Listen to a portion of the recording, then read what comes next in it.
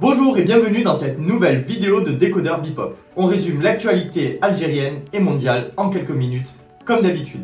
Bon, si vous n'avez pas l'habitude et que vous nous découvrez, bienvenue à vous. J'attends bien sûr votre petit abonnement, sachez que ça nous aide beaucoup.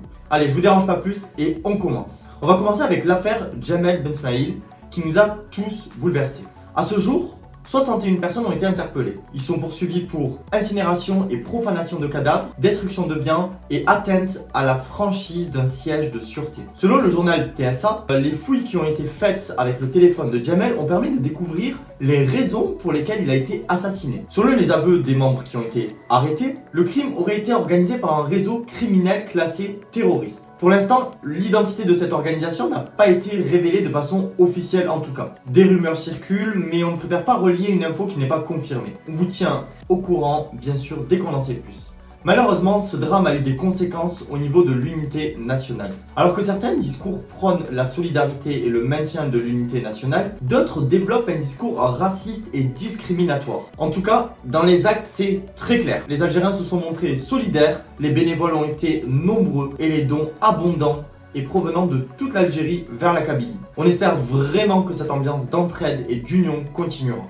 On passe directement au sujet suivant. Donc on en a parlé dans les vidéos précédentes, d'ailleurs vous avez dû le voir maintenant un peu partout, les talibans ont repris le pouvoir en Afghanistan. Suite à l'arrivée du coup de ces talibans au pouvoir, il y a eu plusieurs réactions plutôt vives. Certains sont inquiets, comme les USA, qui ont classé ce mouvement comme une organisation terroriste.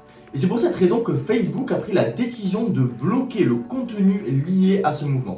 Le porte-parole de Facebook a déclaré à la BBC « Facebook va bloquer tous les messages talibans ainsi que les marques de soutien éventuelles ». Les autres réseaux comme WhatsApp et Instagram, qui sont tenus par Facebook, censureront les contenus liés aux talibans. Une équipe d'experts en fait aurait été même créée pour mieux identifier et censurer les contenus qui pourraient soutenir les talibans. Twitter a aussi annoncé qu'il n'autoriserait aucun contenu qui fait l'apologie du terrorisme ou de la violence.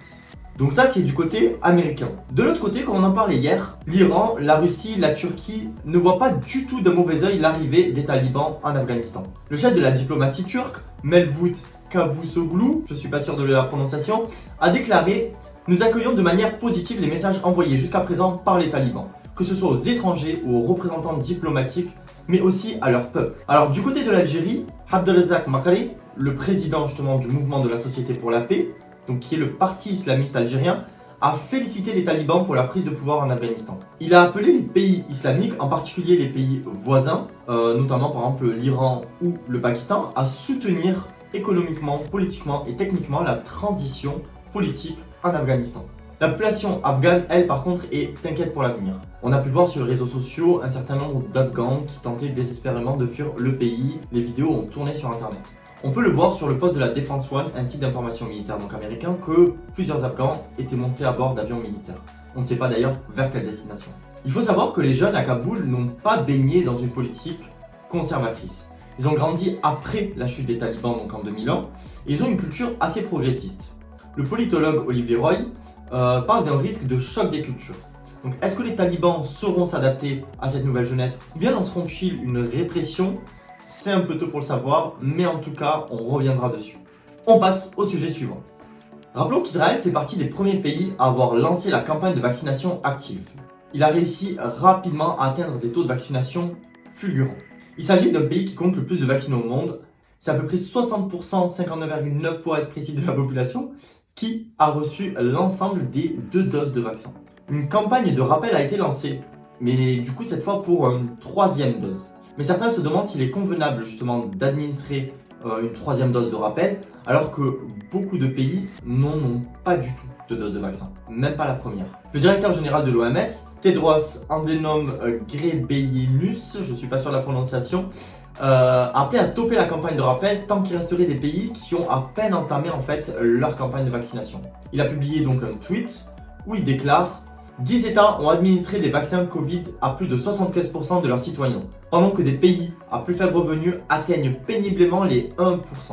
C'est d'autant plus flagrant pour le cas d'Israël, car tandis que les Israéliens ont bien avancé sur les injections de 3e dose, en Cisjordanie, juste à côté, 13% de la population palestinienne n'a reçu qu'une première dose de vaccin, et seulement 9% ont reçu la 2e. Et la situation est encore bien plus compliquée dans la bande de Gaza. Selon le journal israélien Haaretz, Israël a non seulement la capacité technique d'aider à la vaccination des Palestiniens, mais surtout normalement obligé de le faire selon l'article 56 de la Convention de Genève. En fait, cet article il dit quoi? Il dit qu'une puissance qui occupe un pays doit garantir des mesures pour lutter contre la propagation de toute maladie contagieuse, épidémique, dans le territoire qu'elle occupe. Pour l'instant, on n'a pas plus d'informations quant au choix que fera en fait Israël. Mais on revient vers vous dès qu'on en sait plus. Et on passe directement au dernier sujet de cette vidéo. C'est un tout petit sujet en fait, on va juste parler de foot parce que ça y est, on sait quelles équipes l'Algérie jouera pour la prochaine CAN, qui aura lieu donc le 9 janvier prochain au Cameroun. Championne d'Afrique en titre, on n'a pas besoin de le rappeler. L'Algérie est dans le groupe E. Elle affrontera la Côte d'Ivoire, le Sierra Leone et la Guinée équatoriale. Donc voilà, on peut maintenant préparer les maillots et on se dit en janvier. Mais un peu plus tôt, puisque moi je vous dis à demain pour de nouvelles news. Allez, ciao!